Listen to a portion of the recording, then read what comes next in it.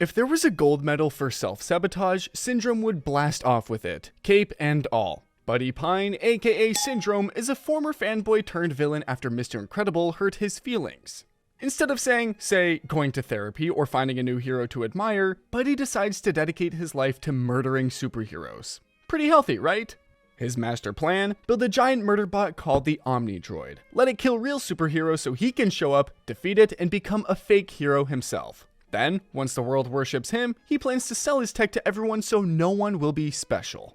But here's the twist, he made the robot too smart. So smart that it learns and evolves and, surprise, turns on him. Yes, the villain made an unbeatable death machine and forgot to build a proper off switch. Genius.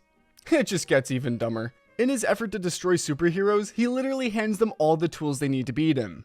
He captures Mr. Incredible and monologues his entire plan. Then he leaves the room. Classic villain move. And don't even get us started on the cape. His downfall? His own tech. His big ego and his need to be noticed. The same kid who just wanted to be a sidekick ends up being the architect of his own disaster.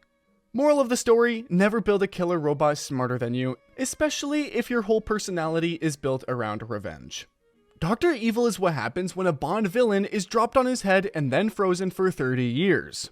He's bald, he's dramatic, he's got a pinky to lip thing that screams mild life crisis, and he wants one thing, world domination. Or money, or just some attention. Honestly, it changes every 5 minutes. After being cryogenically frozen in the 60s and thawed out in the 90s, Dr. Evil bursts onto the scene with a diabolical ransom demand, $1 million. Cue the awkward silence. Because while he was in the ice, inflation happened. And now, $1 million barely buys a good villain lair, let alone global chaos. His own henchmen have to explain that it's no longer a terrifying sum, more like pocket change for evil empires. But don't worry, it just gets dumber. Every time Dr. Evil comes close to success, he ruins himself. He captures Austin Powers, then leaves the room instead of just ending him.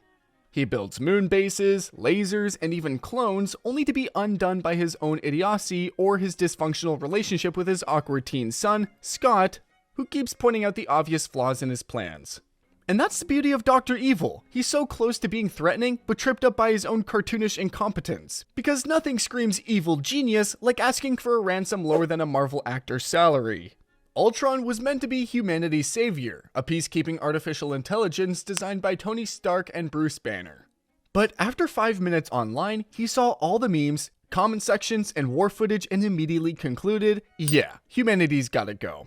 So what does this all-knowing, globally connected, super intelligent being do? He builds a doomsday machine in the middle of nowhere. He lifts the city of Sokovia into the sky like it's the Lion King, planning to drop it and cause a global extinction level event. Dramatic? Yes. Efficient? Not so much. But here's the kicker. Despite being able to hack every military database, control countless robots, and be literally everywhere at once, Ultron still chooses to fight the Avengers hand-to-hand. With quips on a floating rock, while broadcasting his plan to them in real time. Genius! And then there's his emotional breakdowns. For a soulless AI, Ultron is somehow the most sensitive guy in the room. He quotes Pinocchio, throws tantrums, and can't stop talking about how misunderstood he is. Ultron had the internet at his fingertips and still decided on a rock drop apocalypse. With that kind of logic, maybe he just needed a software update or even a hug. If persistence were a superpower, Wile E. Coyote would have ruled the world by now, or at least caught dinner. He's the silent stalker of the desert with one goal, to catch the Roadrunner. That's it. No world domination, no revenge arc, just one smug, beeping bird. And for some reason, this guy refuses to just chase like a normal predator. Nope. Wile E. Coyote goes full Bond villain with a blank check to Acme Corp. Rocket skates? Check. Giant slingshots? Yup. Portable holes? Exploding birdseed? TNT on a stick? All delivered next day. The man's got Amazon Prime for mayhem. But every plan fails spectacularly and hilariously. He launches himself off cliffs, flattens himself with anvils, and gets outsmarted by literal gravity. And the best part? He always looks shocked, like this time he really thought a giant rubber band catapult strapped to a boulder would work. The irony? Wile E clearly has an engineering degree. The blueprints are solid, the math seems legit, and he has unlimited funding. But he's cursed by two fatal flaws: overthinking and being in a cartoon where physics only works when it's funny. He never speaks, yet his failures scream louder than words. And deep down, maybe he doesn't even want to catch the Roadrunner. Maybe he just needs to chase. Because if Wile E ever actually won, the desert would go silent and Acme stock would crash. How do you go from mastermind to natural disaster in one royal promotion? Just ask Scar. Scar, Mufasa's salty little brother, was the original backstabber with a silky voice and Shakespearean drama pouring out of his paws. He was cunning, manipulative, and patient. Everything you'd want in a villain. His plan? Kill Mufasa, blame Simba, and take the throne. And to his credit, he actually pulled it off. Round of applause. Woohoo! Evil, yes, but undeniably effective. But once Scar got the crown, yikes. Turns out plotting a murder is way easier than running an actual kingdom. His first royal decree? Let the hyenas, literal walking stomachs, move in and overhunt the Pride Lands like it's an all-you-can-eat buffet. The result? Ecological collapse. The place went from golden savanna to post-apocalyptic wasteland in what felt like 3 Lion King songs. Water dried up, food vanished, everyone got skinny and sad. But Scar? Still strutting around like it's fine, snapping at everyone who asks for a leaf to nibble on.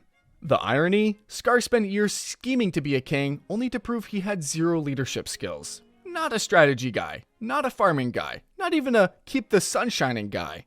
So, when Simba finally returns, Scar doesn't just lose the throne, he loses the only thing he had ever going for him, the illusion that he was smarter than everyone else.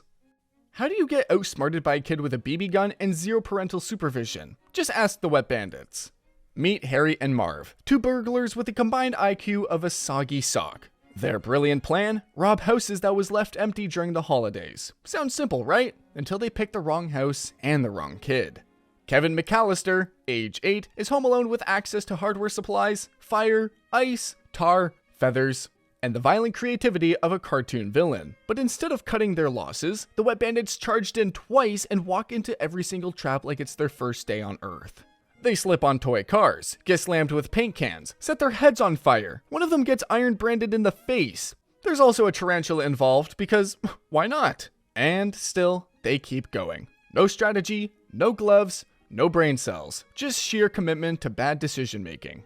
And the name Wet Bandits? That's Marv's idea of a signature crime move, clogging sinks and flooding homes, because nothing says master thief like leaving gallons of evidence behind. With half a brain, they could have stolen the silverware and left unnoticed. Instead, they end up duct taped in the back of a squad car, outwitted by a kid with a sled and a grudge. Never underestimate an unsupervised child with abandonment issues and access to Christmas decorations.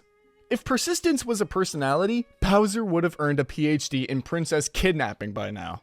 Bowser, the fire-breathing, spike-shelled king of the Koopas, has one hobby: stealing Princess Peach like she's a seasonal limited edition. He's been doing this thing for decades, across castles, galaxies, and tennis courts. His plan? Snatch Peach, wait in a lava-filled fortress, and hope Mario forgets how to jump. Spoiler, Mario never forgets how to jump. Let's be honest, Bowser's got everything a top-tier villain needs: intimidating design, a loyal army of Goombas and Koopas, airships, magic, and even a surprisingly strong musical career. And yet, he still fails. Every single time. Why? Because his strategy hasn't changed since 1985. He builds elaborate castles with trapdoors, flame pits, and bottomless drops, all of which Mario speedruns through in overalls and a mustache. Sometimes, Bowser even hands Mario power-ups along the way like he's sponsoring his own defeat. And the real kicker? After every loss, Bowser just resets. No new tactics, no improved security, not even a Peach decoy. He just waits for Mario to stomp his face again like it's tradition. The irony is thick. A giant monster king with limitless resources was outwitted by a plumber whose main move is jumping on things. Bowser's not just a villain, he's a nostalgic reminder that failure is fine as long as you make it iconic.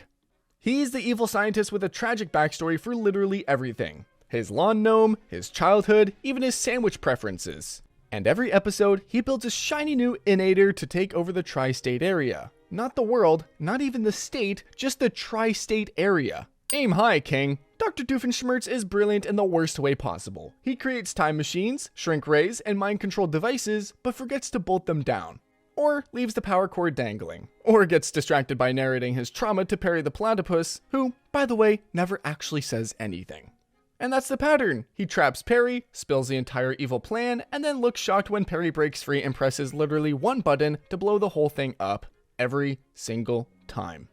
What's iconic is that Doofenshmirtz isn't even bad at inventing. His machines work, sometimes too well. But his dramatic flair, endless monologues, and desperate need for validation sabotage him before his evil plots even get off the ground. In the end, Doofenshmirtz isn't a villain you fear. He's a villain you root for, because deep down, his real enemy isn't Perry. It's his own ridiculous design flaws. Which of these villains made you laugh the most or groan the hardest? Let us know in the comments below, and subscribe for more fictional breakdowns.